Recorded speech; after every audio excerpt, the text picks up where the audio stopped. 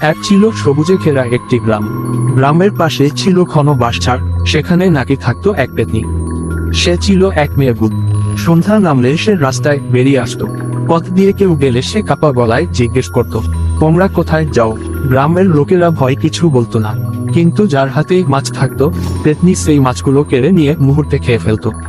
ধীরে ধীরে গ্রামবাসীরা খুব আতঙ্কিত হয়ে পড়ল। কেউ আর সন্ধ্যার পর ওই পথ দিয়ে যেতে সাহস পেত না।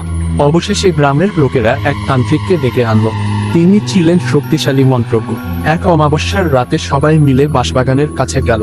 তান্ত্রিক মন্ত্র পড়তে শুরু করলেন। বাতাস হু হু করে বইতে লাগলো, বাঁশগুলো কাঁপতে লাগলো। হঠাৎ এক চিৎকার করে পেতনি দেখা দিল। তান্ত্রিক আরো জোরে মন্ত্র পড়ে একটি বিশেষ বোতল সামনে ধরলেন। মুহূর্তের মধ্যে পেতনি সেই বোতলের ভেতরে বন্দী হয়ে গেল। তারপর বোতলের মুখ শক্ত করে বন্ধ করে গ্রামের নদীতে ফেলে দেওয়া হলো। সেই থেকে গ্রামে আর কোনো অশান্তি রইল না। মানুষ শান্তিতে চলাফেরা করতে লাগলো, আর বাঁশবাগানও আবার আগের মতো নীরব হয়ে গেল।